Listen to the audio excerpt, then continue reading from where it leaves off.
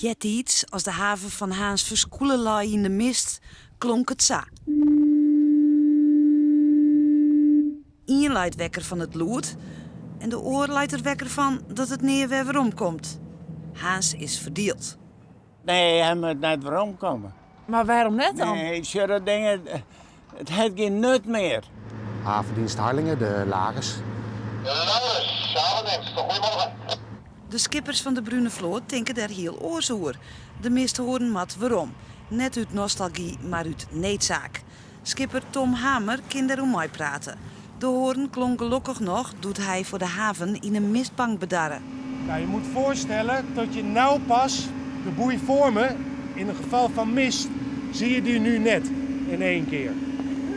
Was u de haven weer veilig ingekomen dan zonder zo'n hoorn? Nee, dat was me absoluut niet gelukt. Het was godzijdank hoog water, waardoor ik nog een beetje kon zwieren. Ik kon heel moeilijk koers houden op de GPS die ik had. Ik heb echt de misthoorn nodig gehad om rustig richting de dam te varen, totdat je de dam vindt. En dan kan je prachtig mooi om de misthoorn heen, omdat die aangeeft waar het puntje van de dam is, kan je heel mooi de haven weer binnenvaren.